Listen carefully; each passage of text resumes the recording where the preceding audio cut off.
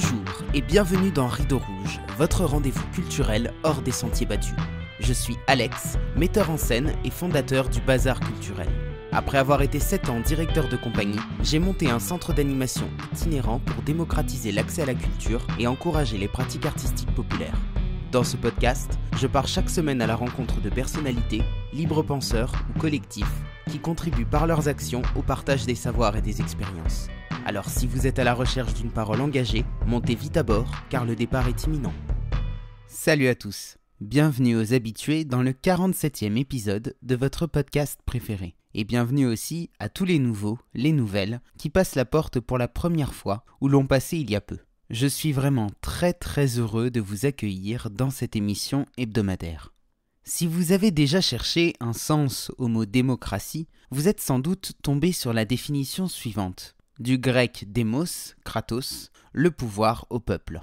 Et il n'a pas dû vous falloir très longtemps pour comprendre que la façon dont nous vivons la démocratie, avec de gros guillemets, à base d'une élection tous les 5 ans, était finalement assez pauvre par rapport au sens de ce mot et aux possibilités qu'il devrait offrir.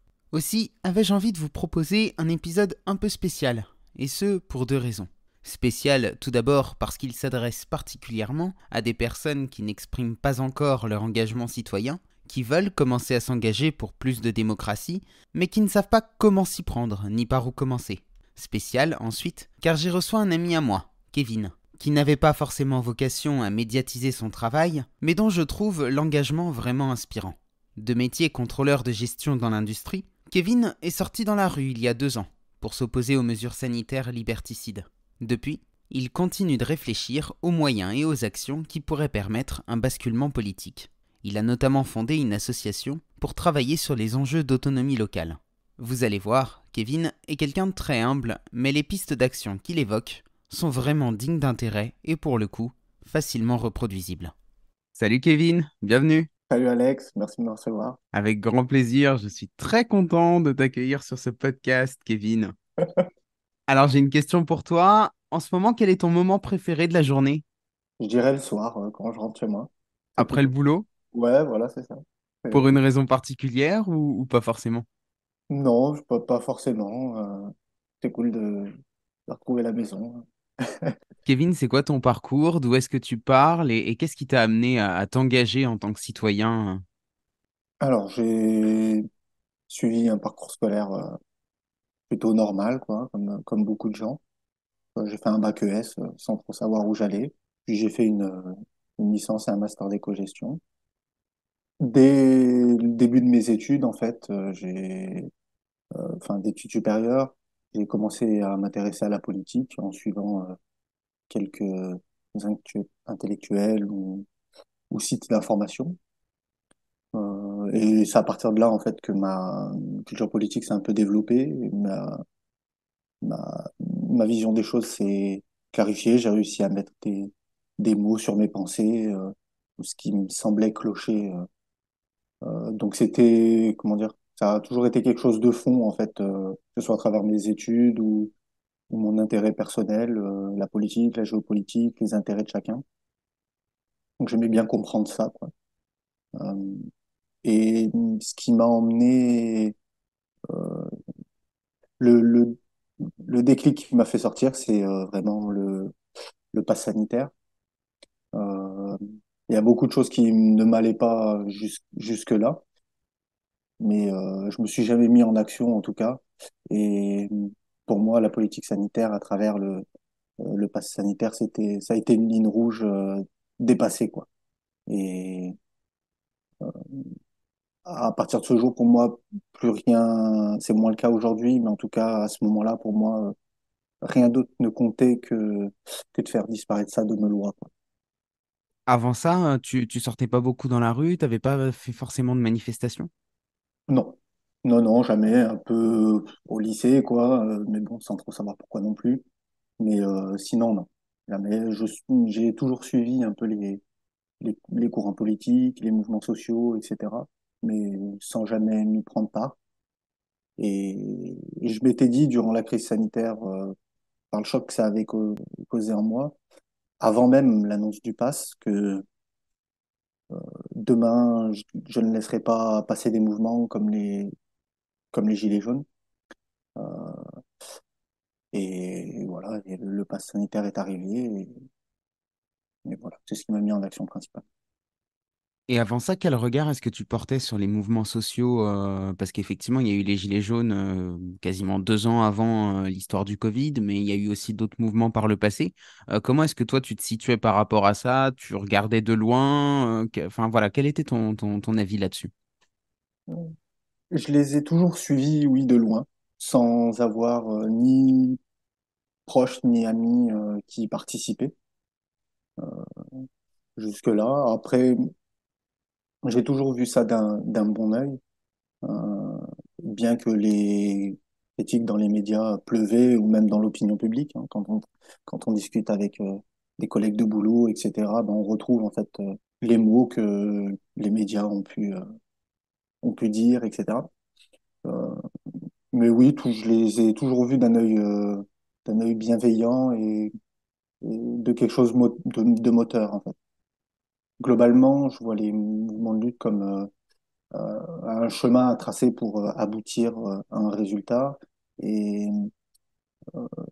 soit à travers la lutte contre le pass sanitaire ou tous les mouvements sociaux précédemment, pour moi, c'est des sentiers qui sont tracés, voilà, petit à petit, quoi. Donc, ça part voilà, d'un petit chemin de forêt qui s'agrandit petit à petit au fur et à mesure que les gens piétinent ce chemin ou suivent ce chemin, quoi.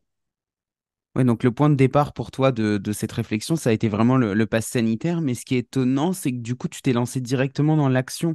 Est-ce que tu avais déjà switché dans ta tête, je veux dire, il y a un moment, j'ai l'impression, chez les citoyens, où on se rend compte que le pouvoir ne nous veut pas forcément du bien. Et le moment où ce switch s'opère, il y a comme une période un petit peu de consternation, mais tu sais, où on peut pas agir, quoi. On est un petit peu bloqué sur place. Et toi, de ce que tu me dis là, c'est que le moment du pass sanitaire, ça a été le moment où ce switch s'est effectué, mais en même temps, tu es rentré directement dans l'action. Est-ce que c'est parce que tu avais déjà pris conscience que quelque chose n'allait pas dans la manière dont les gouvernants tiennent le pays, ou est-ce que tout s'est fait en même temps, à la fois la prise de conscience et le passage à l'action? Euh, Comme je te disais, très tôt dans mes études secondaires, en fait, je me suis intéressé à la politique et euh, je me suis intéressé, enfin, ouais, je me suis beaucoup intéressé à quelqu'un comme Alain Soral. Bon, il est assez décrié, mais ça a été vraiment ma porte d'entrée, en tout cas, dans la politique et la compréhension des mécanismes politiques à l'échelle française et à l'échelle internationale. Et à travers lui, et en tout cas à travers le site Égalité et Réconciliation, à à l'époque, aujourd'hui, je sais plus trop parce que j'y vais plus trop dessus, mais en tout cas à l'époque, ça donnait une vision assez éclectique de la dissidence. Tu as reçu Michel Coulon, il apparaissait souvent à travers des vidéos à cette époque-là. Donc, ce monsieur-là, je l'ai connu à partir de 2010, 2009, 2010, 2011 à peu près, dans ces années-là. Il y avait aussi des gens comme Chouard que j'ai découvert à cette époque-là, euh, et d'autres au sujet de la santé, par exemple Thierry Casasnovas, qui pareil, peut-être décrié, il avait été mis en avant, passé un temps sur ce site-là. Enfin voilà, ça permettait d'avoir un œil différent sur les choses. Et euh, la, ma critique du système, je l'ai construit à ce moment-là. Euh, donc c'est pas du jour au lendemain où je me suis dit il y a quelque chose qui va pas, il faut faire quelque chose. Pour moi, je l'avais compris, entre guillemets, peut-être pas totalement, mais en tout cas, les mécanismes que j'entrevoyais me permettaient de comprendre que quelque chose n'allait pas ou quelque chose ne me convenait pas. Euh, et quand arrive le, le pass sanitaire, j'ai pas vraiment calculé à me dire il faut faire ci, il faut faire ça. J'ai un peu suivi mon instinct et fait ce que j'ai pu. Euh, Et avant d'arriver à faire quelques actions, le premier réflexe, ouais, c'était de sortir manifester, quoi. Donc, les annonces, c'était le 12 juillet, le 14 juillet, je suis monté à Paris pour manifester, quoi. Et ça a été comme ça tous les week-ends jusqu'à trouver des gens qui pensaient un peu comme moi et voilà, qui voulaient bouger. Et puis, les premières actions faites, soit c'était à travers d'autres. J'ai appris qu'il y avait des choses qui se faisaient, donc j'y ai participé. Ou soit, ben, euh, je lançais d'abord les choses pour moi, en tout cas, en disant, bah, je vais faire ça, en partageant le message, si d'autres voulaient se joindre. Et puis voilà, quoi, c'est parti un peu comme ça. Et qu'est-ce qui, à ce moment-là, a été la goutte d'eau qui a fait déborder le vase? Pourquoi le pass sanitaire plus qu'une autre mesure? Tu vois, ça aurait pu être, je sais pas, l'état d'urgence, ça aurait pu être au moment des Gilets jaunes. Est-ce que tu sais pourquoi à ce moment précis, ça a bougé chez toi ou pas?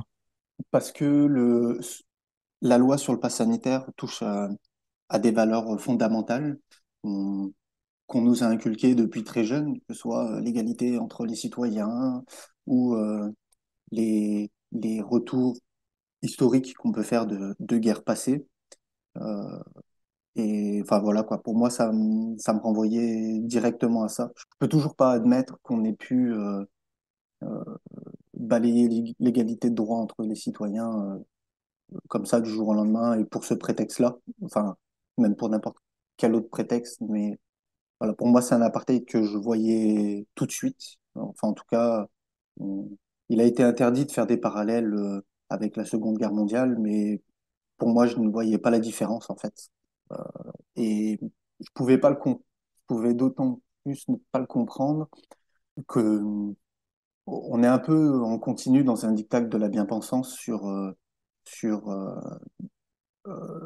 sur les discriminations, que ce soit entre guillemets ethniques ou sexuelles ou ce genre de choses, ou même d'égalité homme-femme.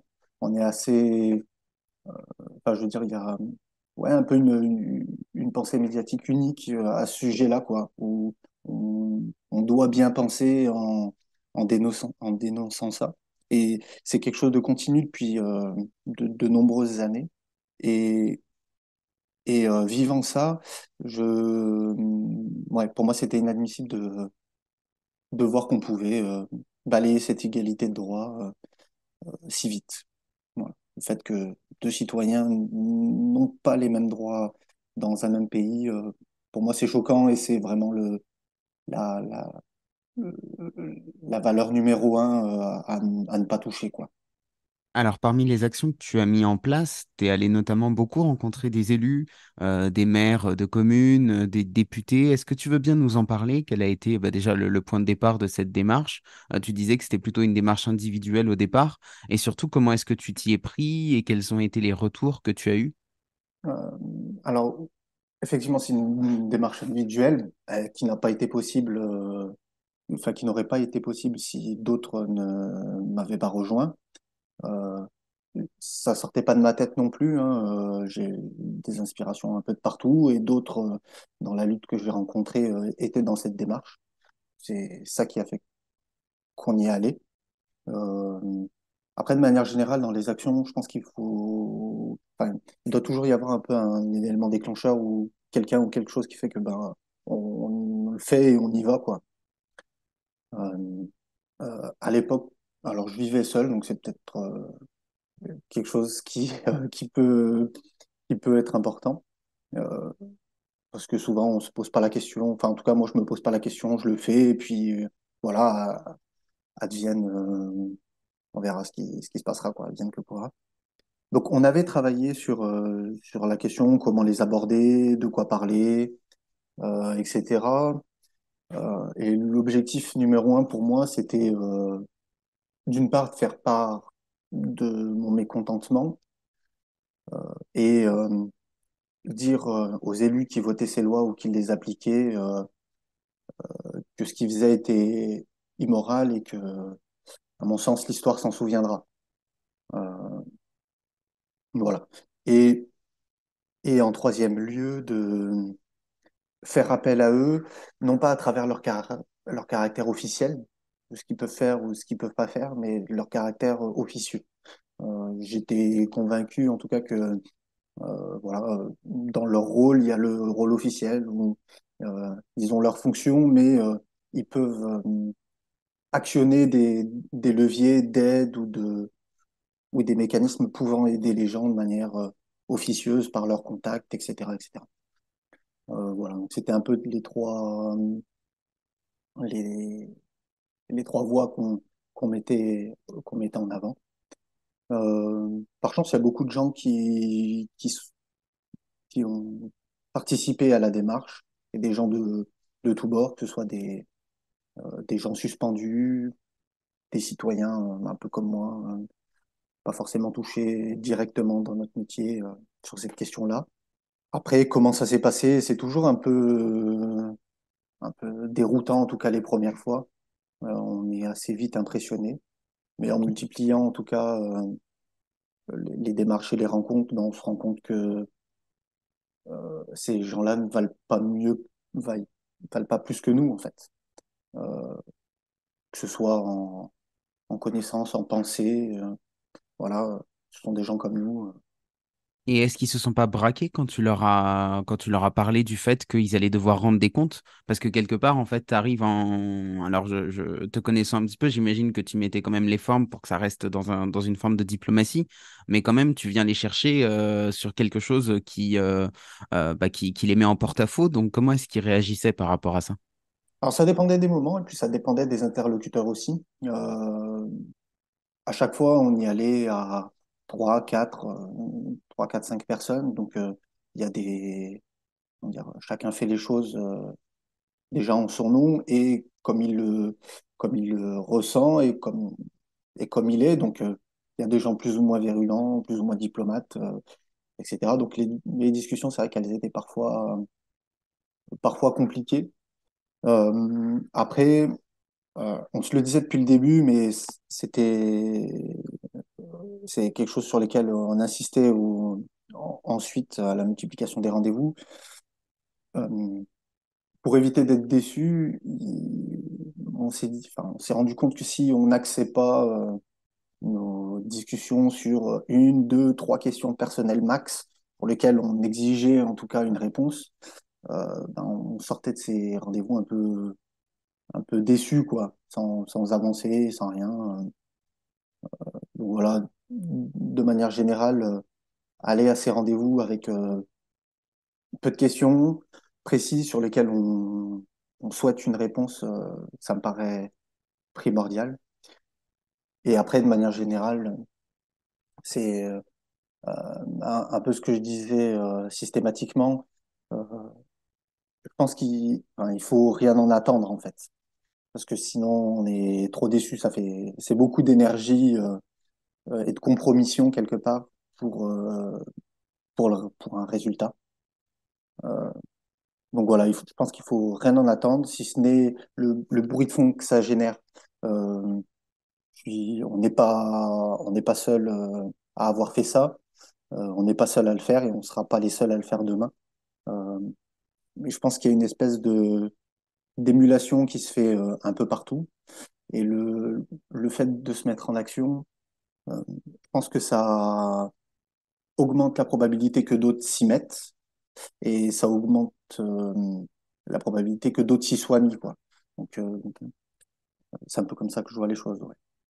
Justement, pour que d'autres s'y mettent, quels sont les conseils que toi tu donnerais à des personnes qui souhaitent aller rencontrer leurs élus pour peut-être faire davantage de démocratie à l'échelle locale? Enfin voilà, c'est quoi la démarche que toi tu as suivie? Est-ce que c'était d'abord d'écrire un courrier? Est-ce que ce courrier, je sais pas, tu le postes en recommandé, tu le donnes en main propre, tu poses directement tes questions dedans? Concrètement, comment est-ce que tu t'y es pris? Bah, un peu à l'arrache, entre guillemets. Euh, non, on préparait quand même les rendez-vous. Je pense que l'étape numéro un, c'est de définir ses objectifs. Qu'est-ce que l'on souhaite et qu'est-ce que l'on veut à travers un rendez-vous avec un élu. Est-ce que c'est lui parler d'un souci qu'on rencontre au quotidien? Enfin voilà quoi. Bien définir ses objectifs. Je pense qu'écrire les questions que l'on souhaite poser, c'est un bon entraînement pour les poser le jour même. Euh, et après, pour la prise de rendez-vous, c'est, enfin, chacun fait comme il veut. Moi, je passais par mail. De manière générale, on passait par mail. Donc, voilà, hein, écrire un mail, juste de 2 lignes pour demander un rendez-vous, suffit pour avoir au moins une réponse de manière générale. Pas plus que ça. Tu détailles pas plus en disant on veut vous rencontrer pour tel point, tel point, tel point, hein. Si, évidemment, merci, on évoquait les sujets qu'on voulait aborder, mais souvent, comment dire, qu'on donne cette précision ou pas dans les mails, on a en réponse, on nous demande systématiquement plus de précision, systématiquement. Donc il y en a qui voulaient les questions en avance, on le faisait ou pas, ça dépendait. Mais voilà, c'est pas globalement pas plus compliqué que ça, hein. Le plus compliqué là-dedans, voilà, c'est de passer le pas et y aller. Parce que comme je disais tout à l'heure, il y a une forme de, je sais pas si on peut parler de compromission. Enfin, c'est le terme que j'ai utilisé tout à l'heure, mais c'est un peu ça, c'est se mettre en danger, en danger. En tout cas, c'est s'exposer en son nom pour quelque chose face à des élus et ça reste pas neutre, je pense. Des rendez-vous, t'en as fait seul aussi ou à chaque fois c'était en collectif? Non, j'ai toujours fait avec d'autres personnes, au minimum deux. Au minimum deux, ouais, non, j'y suis jamais allé seul. Ça, c'est Il y a important toujours parce eu que quelqu'un. ouais, j'imagine que ça rééquilibre aussi un petit peu le rapport de force du fait que vous soyez plusieurs face à quelqu'un qui est dans une posture aussi bah, de pouvoir, même si c'est à une petite échelle. Bah voilà, j'imagine que le fait d'être à deux ou trois, déjà, ça change un peu la donne, quoi. Oui, oui, tout à fait, tout à fait. Et puis parfois on peut se perdre dans une question, une justification ou une explication qu'on peut donner, et ça peut permettre de rattraper le fil. Après, à contrario, être trop, c'est compliqué. On a eu l'expérience où on s'était retrouvé peut-être à 6 ou 7 autour d'une table avec un député.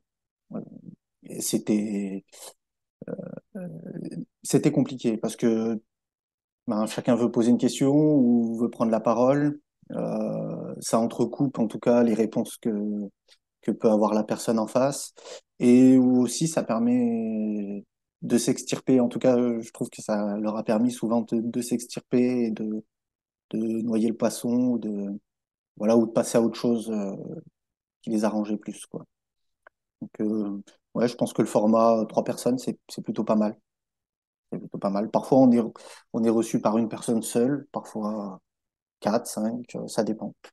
Vous avez jamais enregistré les entretiens pour pouvoir les réutiliser par la suite? Non? On l'a fait une fois et on l'a jamais réutilisé. Euh, effectivement, euh, ça peut être c'est une bonne idée. Euh, mais on l'a jamais fait. On l'a jamais fait en tout cas. Enfin, on l'a fait une fois, mais enfin, franchement, pour ma part, je l'ai jamais réécouté. Je pense que ce qui importe dans cette démarche-là, c'est quelque part se dire que on sait ce qu'on leur a dit, et on sait ce qu'ils nous ont dit, quoi. Voilà, c'est un peu d'être le, le témoin de ça. Voilà, quand un député dit je ne ferai rien pour les gens suspendus ou comment dire priver des ados de médiathèque, de culture ou de livres, ben c'est comment dire c'est quelque chose qui en valait la peine ou dire que euh, j'ai été fier de ça, ben comment dire voilà, ils nous l'ont dit, on l'a entendu et on est témoin de ça quoi. Ouais, vous êtes un petit peu la conscience qui se met face à eux. Ouais, pas mal, peut-être, peut-être. Et du coup, est-ce que vous avez gardé des contacts à l'issue de ces rendez-vous? C'était vraiment à chaque fois du one shot, on se rencontre, on discute, et puis après, derrière, ça reste là où ça en est. Ça dépend avec qui. Souvent, on essayait quand même de se revoir plusieurs fois. On a vu les députés, sauf un, quasi, au moins 2 fois, minimum, si ce n'est pas plus. Et pour les mairies, ben, on essaye d'avoir une relation continue. Le but, c'est de construire quelque chose, bien que ce soit un peu de sujets. C'est un peu la même démarche, mais c'est de sujets différents. En tout cas, c'est 2 leviers d'action différents à mon sens.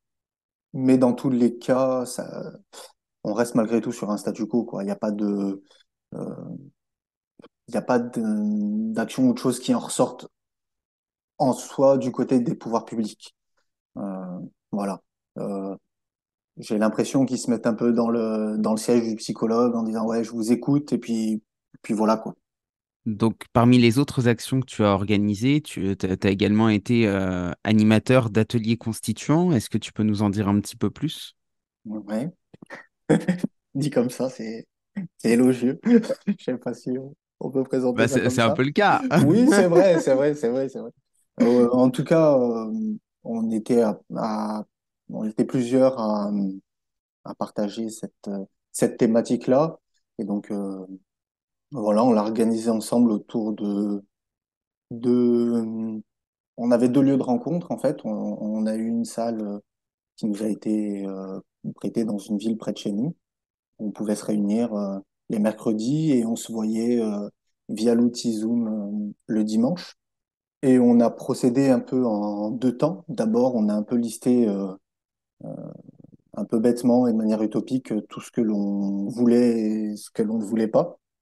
Donc voilà, ça nous a permis de dégager plusieurs thématiques, que ce soit nos institutions, le fonctionnement de l'information, l'école, etc.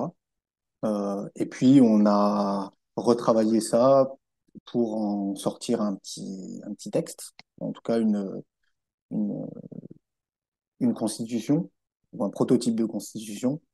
Euh, voilà, et puis donc la démarche, c'était ça. Donc d'abord, on a listé nos exigences, entre guillemets. Puis on a travaillé sur les constitutions existantes en se posant la question en quoi chacun des articles pouvait être problématique ou en quoi il y avait une faille permettant au pouvoir de l'utiliser. Et j'invite un peu tout le monde à le faire. C'est assez intéressant. C'est une chose qu'on a fait assez vite, en tout cas dans la crise Covid, où on a acheté des petites constitutions. Ça coûte 2 euros. Et voilà, et on a le socle de notre constitution. Et ça permet de bouquiner et d'être surpris par certaines choses. Mais en tout cas, dès le premier article, en tout cas le premier article peut être réécrit, ou en tout cas il présente, à mon sens, des failles qui, a, hum, qui, a pu enfin, qui ont pu être utilisées à travers la loi sur le pass sanitaire. En tout cas, on se rend compte que les lois qui peuvent être passées ben, s'inscrivent dans le cadre de la Constitution et que, en l'état actuel des textes, ben, effectivement, ils peuvent un peu faire ça, quoi. Et le deuxième intérêt là-dedans, et c'est pour ça aussi que j'invite encore une fois les gens à le faire, c'est se rendre compte que c'est pas si compliqué en fait. Euh, on se dit ouais, c'est la loi, c'est des comment dire, c'est quelque chose de technique, il faut être du métier, connaître le droit ou l'avoir étudié. Peut-être, je nie pas. Par contre, le faire sous forme d'exercice, c'est un bon entraînement et oui, on se rend compte que c'est pas si compliqué que ça. J'imagine en fait que ce qui est surtout compliqué, c'est le savoir-faire technique pour que la phrase ressemble à un texte de loi. Mais ça, à la limite, tu vois, si jamais on décidait demain de refaire une assemblée constituante, on pourrait très bien se dire que des citoyens vont embaucher, je sais pas, un avocat oui, je pense que c'est plutôt le boulot d'un avocat d'ailleurs, qui du coup va mettre en forme les idées qu'auront émises les citoyens. Quelque part, en fait, le boulot du citoyen, c'est d'émettre l'idée, mais c'est pas forcément de mettre en forme cette idée pour que ça ressemble à un texte de loi, ou je me trompe? Je pense aussi. Après, quel est le tiers qui réécrira? Est-ce que c'est un avocat, un constitutionnaliste? Je sais pas. Moi, je connais pas trop non plus. Mais oui, effectivement. Et puis, malgré tout, dans la société civile, on a quand même beaucoup de gens différents qui sont qualifiés, en tout cas, dans des domaines divers et variés. Et ça va, quoi. On est capable d'écrire une phrase claire, sans ambiguïté. Donc, je pense qu'il y a pas de frein à ce niveau-là. L'important, c'est de le faire. Euh, Même si on se dit, c'est ce que je me disais, même si on se dit que c'est utopique, c'est du rêve, etc. Je pense que ça l'est si ça reste que des paroles. L'écrire, je trouve que c'est important. Même une idée bête, je sais pas, je veux la paix dans le monde, par exemple. On n'a pas écrit ça, hein, mais admettons ça. L'écrire, Ouais, c'est laisser une trace et ça peut faire gagner du temps à d'autres, en fait. Aujourd'hui, ces travaux existent. On verra bien ce que ça donne. En tout cas, ça peut être une base de travail, une base de partage, et ça peut faire gagner du temps aux citoyens dans, dans leur lutte, que ce soit aujourd'hui ou demain. Et est-ce que ça a permis de construire du dialogue et de la réflexion entre des personnes qui, de prime abord, n'étaient pas d'accord, ou est-ce que vous étiez plutôt tous sur la même longueur d'onde dès le départ? Non, il n'y avait pas d'unité dans les pensées, en tout cas. C'est ça qui était bien. Alors, n'ayant pas participé aux autres mouvements sociaux directement, je ne sais pas trop comment c'était, mais en tout cas, ça m'avait beaucoup marqué les manifestations contre le pass sanitaire, c'est qu'elles étaient vraiment très hétérogènes. J'avais vraiment l'impression de voir la France quoi, dehors, parce qu'il y avait vraiment toute personne de tout âge, de tout milieu socio-professionnel, en tout cas d'apparence. Et, et ça faisait du bien, et ça s'est retranscrit dans l'ensemble de ces travaux, quoi. Ouais, il y a un peu tous les courants de pensée qui étaient présents, en tout cas, des gens de gauche, de droite, euh, des royalistes, des constituants, des anarchistes, ouais, un peu de tout. Et je pense que, comment dire, le régime politique de demain doit représenter, j'aime pas trop ce terme, mais en tout cas, on va l'utiliser quand même, doit représenter l'ensemble de ces gens-là. Et c'est un peu ce qu'on a vécu en écrivant ça. On n'était pas hyper nombreux non plus, hein. Ça s'est fait à une dizaine de personnes, globalement, avec des avis différents, et c'était plutôt intéressant de faire cette démarche-là, justement, avec ces différents avis, arriver à jongler entre la, la, la critique qu'on fait d'un outil ou d'un système et ce que l'on aimerait, ce que l'on aimerait pour l'avenir. Après, de manière générale, sur des idées assez fondamentales, comment dire, les divergences de point de vue ou les débats sur un détail s'évaporent en fait. Euh, ou en tout cas, les, les gens côtoyés pour construire ça, il n'y avait pas d'équivoque sur certaines choses, par exemple sur la liberté de la presse, sur l'égalité de droit, sur la souveraineté du peuple. Euh, Toutes ces questions-là, elles étaient assez unanimes. Par contre, je pense que si on allait, comme, je sais pas, des sujets un peu plus polémiques, ou en tout cas avec des avis qui peuvent diverger, je sais pas, je pense là, comme ça, prime abord, sur l'avortement, là, certainement que un article n'aurait pas pu être écrit, je pense, sur des thématiques clivantes comme ça, et en tout cas sur vraiment des thématiques fondamentales, ou les sujets fondamentaux. Il n'y avait pas non plus énormément de divergences, de divergences. Après, chacun a une idée du pouvoir et du régime politique qu'il aimerait. Voilà, il y en a qui sont vraiment contre l'État, voilà, qui ne veulent pas d'État central au-dessus, d'autres que ça dérange pas, etc. Donc, voilà, les différences étaient principalement là-dessus plutôt que sur des thématiques fondamentales.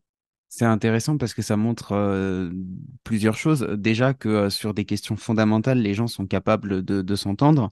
Ça montre aussi en revanche que bah, il y a des sujets dont on peut pas parler, que quelque part il y a des biais de pensée. Tu as pris le cas de l'avortement qui, je pense, est un très très bon exemple. Alors sans vouloir rentrer dans le débat ou quoi, c'est vrai que militer d'un côté contre le pass sanitaire parce qu'on veut avoir la liberté de ne pas faire une injection et donc de ne pas mettre un produit dans son corps et à côté défendre le fait que les femmes ne devraient pas avorter, par exemple, moi, à titre individuel, ça me semble incohérent parce qu'on parle dans les deux cas de liberté du corps et d'avoir ce choix, en fait, de faire ce qu'on veut de son corps. Et c'est vrai que, en fait, parfois, je trouve que ça manque un peu de croisement dans les idées. Que voilà, on n'arrive pas à faire le lien entre deux idées pour défendre un argument, quoi. Hmm. Oui, je vois ce que tu veux dire. Après, pour moi, enfin, que ce soit ce sujet-là ou d'autres, ce qui pose problème, c'est notre souveraineté. C'est que systématiquement, on nous donne, on peut pas donner notre avis directement sur ces sujets. D'où le fait d'aller voir les députés. C'est pour dire, leur donner directement notre avis personnel. Et c'est ça qui pêche, en tout cas, à mon sens, aujourd'hui, sur n'importe quelle thématique de politique. On l'applique là à la politique sanitaire, on l'applique à l'avortement, on peut l'appliquer au budget, on peut l'appliquer à l'immigration. Systématiquement, on est exclu, en tout cas, de ces choix-là. Et ça n'empêche pas que demain, on soit pas d'accord ou qu'on soit contre une décision populaire. En tout cas, je pense qu'y participer, euh, c'est déjà poser le débat, en discuter plus librement, et ça peut nous permettre d'accepter un point de vue différent et de comprendre des arguments qu'on ne comprenait pas jusque-là, quoi. Est-ce qu'avec la levée du pass et le retour à une forme de normalité, malgré la réforme des retraites, la guerre en Ukraine, le conflit israélo-palestinien, est-ce que les luttes n'ont pas un petit peu commencé à stagner? Peut-être. Je pense qu'effectivement, il y a comment dire, il y a des pics, il y a des pics. Je pense que les luttes en général sont sous-jacentes. En tout cas, c'est un peu quelque chose de fond. Je veux dire, les luttes n'ont pas commencé au pas sanitaire. Il y a des gens qui sont libres depuis très longtemps et qui avancent petit à petit, petit à petit. Et je pense que c'est quelque chose de continu comme ça qui qui suivra tous les peuples de la planète comme ça, avec des pics de colère ou des moments clés. On peut citer les bonnets rouges, Nuit debout, les gilets jaunes, le pass, les retraites, etc., etc. Et j'ai l'impression que c'est un peu sous-jacent et il y a un sujet qui comme une étincelle, met un peu le feu aux poudres et sort une émulation, puis ça retombe. Puis voilà, j'ai l'impression que c'est un peu un cycle. Après, les luttes en général, elles- à mon sens, elles sont d'abord personnelles. Voilà, c'est un état d'esprit que chacun a. Est-ce que on laisse passer quelque chose ou est-ce que on se lève contre? Et voilà, après, moi personnellement, j'ai pas disons que ces moments de crise ou d'émulation, d'étincelle sur un sujet, euh, c'est un peu, on va dire, ça joue un peu le rôle d'excitant. En tout cas, on est un peu dans l'urgence, dans l'euphorie, dans l'urgence de faire quelque chose, quoi faire, qui voir, euh, etc. Et au fil du temps où les mois passent, et on se dit et on voit que ben c'est pas maintenant que ça va changer, quoi. Je pense qu'il y a en tout cas, ça a été mon cas personnel, c'est une autre philosophie, c'est une autre philosophie, d'autres stratégies. Où accepter le temps long, voilà, ça permet aussi de réfléchir plus posément et d'établir diverses stratégies, en tout cas en long terme, pour atteindre ses buts, quels qu'ils soient. Mais est-ce que justement ça fait pas reculer l'objectif de reprendre le pouvoir en tant que citoyen? Parce que du coup, si à chaque fois il y a une petite émulation et que ça retombe, en fait pendant ce temps-là, lui, le pouvoir il continue, hein. Enfin, Mm. de notre côté en tant que citoyen, ça retombe, mais en face, eux, ils sont très déterminés, ils sont très stratégiques et ils savent où ils vont, quoi. Et donc en fait, pendant que nous on fait 3 pas en arrière, eux, ils en font 6 en avant, et du coup, on a un écart qui se creuse de plus en plus. Ouais, ouais, je suis assez d'accord. Après, comment dire, après, c'est peut-être du déni ou de la motivation personnelle. Je prenais l'exemple du sentier, des sentiers parcourus par l'ensemble des mouvements de lutte, où je vois ça un peu comme un chemin. Et voilà, petit à petit, le, le, le sentier de forêt deviendra route, quoi. Et ouais, je le vois comme ça. Systématiquement, quand on prend les mouvements de lutte, ouais, c'est un peu ça. C'est un chemin tracé ou des idées tracées que d'autres empruntent de manière plus nombreuse ensuite par la suite. Et je vois pas les choses comme étant il y a un mouvement qui se crée, puis ça stagne, puis ça s'arrête. Et je vois plus ça comme un empilement, quoi. où les, ouais, vraiment les idées passées ou les actions passées servent aux luttes futures pour gagner du temps et aller plus loin dans les actions, dans les revendications et dans la mise en œuvre concrète d'idées. Euh, voilà. Ouais, je vois plus ça vraiment comme un empilement, comme un empilement. Après, effectivement, je pense qu'il faut accepter de se dire que tout ce qu'on a fait jusqu'à aujourd'hui ne fonctionne pas vraiment. Sinon, sinon, ça aurait changé les choses. Mais c'est pas grave, je pense, euh, puisqu'il faut, à mon sens, il faut essayer ou tenter toutes les possibilités qui s'ouvrent à nous, celles que, celles que d'autres ont pu faire, celles qu'on entrevoit, et surtout celles que l'on n'imagine pas encore, en fait. Et je pense que les clés viendront de là, de choses qu'on n'a pas encore imaginées ou pas encore explorées, et qu'il faut imaginer, construire et explorer. Est-ce que les diverses actions que tu as mis en place, que ce soit les rencontres avec les élus ou les ateliers constituants, ont fait évoluer ta définition de la démocratie? Et si oui, quelle est la définition que tu en donnes aujourd'hui? Je me suis pas posé la question de si ma vision avait évolué ou pas. Peut-être que si j'avais fait un état avant et aujourd'hui, peut-être que j'y verrais une différence, mais j'ai pas l'impression. Comme ça, je pense pas être capable de définir ce que serait pour moi une démocratie. En tout cas, la chose centrale pour moi, c'est la, la souveraineté populaire et la démocratie directe. Pour moi, sans ça, tout autre principe est galvaudé. Après, c'est ma vision personnelle. Euh, En tout cas, notre démocratie représentative, euh, pour moi, est une arnaque. Et tous les peuples sur la planète est confronté à ce même problème, puisqu'on a exporté un peu notre modèle un peu partout. Et en tout cas, euh, aujourd'hui, on peut dire que la démocratie représentative, c'est un problème pour la souveraineté des peuples.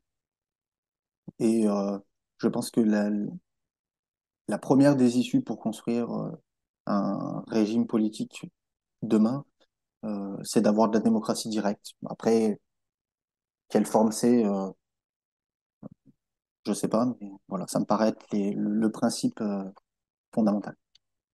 Alors, quand je t'ai contacté pour cet entretien, je me permets de le dire, mais parce que c'est intéressant, tu m'as demandé est-ce que c'était vraiment intéressant que tu participes, parce que, enfin voilà, enfin moi en tout cas, je l'ai ressenti comme une question en lien avec la légitimité à prendre la parole, et du coup, c'est là-dessus que je voulais te poser la question. Est-ce qu'il faut pas sortir de ça justement? Parce qu'en tant que citoyen, si on veut vraiment être dans une démocratie directe où le pouvoir nous appartient, il faut qu'on comprenne que chaque personne, à partir du moment où elle a une expérience, elle est légitime à prendre la parole et à transcender son expérience et à faire de son expérience une analyse politique qui puisse servir à d'autres. Donc voilà, je te pose la question là, est-ce qu'on est légitime à prendre la parole? Et sinon, comment est-ce qu'on le devient? Alors, on est presque sur une psychanalyse. Euh, Si ça s'appliquait pas à moi, je dirais qu'effectivement, il faut prendre la parole comme on peut. Après, c'est vrai que c'est toujours cette question de légitimité, elle est toujours un peu étrange. C'est vrai que c'est un peu déroutant. Euh, et en tout cas, enfin, ma question, c'était parce que je sais pas, j'ai pas l'impression de pouvoir porter une voix ou de voilà. J'ai toujours fait les choses d'abord en mon nom, en engageant moi et mon nom en premier. Mais effectivement, il faut que chacun, je pense, prenne ses responsabilités et sorte de toute forme de peur. Et merci pour ta question, je me l'appliquerai en premier lieu. Avec plaisir. J'en ai une autre pour toi. Si tu avais le pouvoir de changer le monde, par où est-ce que tu commencerais? J'ai réfléchi, j'ai eu des idées, on m'a dit que c'était pas des super idées. Euh, L'idée que j'avais eue, c'était que je partagerais la connaissance de mon pouvoir de changer le monde. Comme ça, chacun aurait le pouvoir de changer le monde. C'est ce à quoi Ah oui, j'avais tu veux dire que pensé. tu donnes ton pouvoir aux autres, quoi. Ouais, je le partage, je leur apprends à comment utiliser ce pouvoir. Voilà, c'était ma réponse. Je sais pas si c'est. Allez, ça me va très bien. Merci beaucoup, Kevin. Merci, merci à toi. C'était intéressant en tout cas de pouvoir discuter de tout ça. À bientôt. Salut. Et voilà, on arrive à la fin de cet échange. J'espère qu'il vous aura plu et que les initiatives de Kevin contribueront à nourrir les vôtres. De mon côté, voici les 3 pépites avec lesquelles je repars. Tout d'abord, que tout commence par le fait d'aller à la rencontre d'autres personnes, avec lesquelles faire collectif. Ça peut passer par des manifestations, comme ce fut le cas avec Kevin, mais également par tout type d'événements en lien direct ou indirect avec la politique. Je pense par exemple au rassemblement sur les ronds-points lors du mouvement des Gilets jaunes. Au-delà du fait de se retrouver pour lutter contre quelque chose, ça permet de faire des rencontres de personnes très différentes avec lesquelles on peut commencer à dialoguer et à imaginer des projets collectifs concrets. Ensuite que, même si on est seul, on peut être force de proposition et lancer des actions pour soi. Ce que j'apprécie dans le témoignage de Kevin, c'est qu'il n'a pas attendu d'être dans un groupe pour passer à l'action. Il a pris l'initiative de contacter des élus pour demander des rendez-vous et d'autres l'ont rejoint dans sa démarche. Mais il a d'abord lancé l'idée pour lui-même. Cela montre que, même seul ou en très petit groupe, on peut agir. D'ailleurs, Kevin nous précise qu'il convient de n'être pas trop nombreux à ce type d'entretien, pour ne pas laisser l'opportunité à l'interlocuteur de noyer le poisson. Il conseille également de préparer peu de questions, mais des questions très précises. Sa posture pendant l'entretien est par ailleurs intéressante. Il n'y va pas dans l'attente d'un changement, mais pour montrer qu'il est conscient des dérives autoritaires, qu'il en est témoin et qu'il s'en fera la mémoire. Enfin, qu'il est intéressant, à un moment donné, de s'approprier les textes officiels pour commencer à en comprendre les failles. Ça peut passer par le fait d'acheter une petite constitution en livre de poche, par exemple. Et puis, dès que l'on commence à être un peu nombreux, de se réunir pour la déchiffrer à plusieurs, et même, pourquoi pas, d'en proposer une réécriture qui peut ensuite être rendue publique, sur un blog, ou même distribuée, sur des places de marché.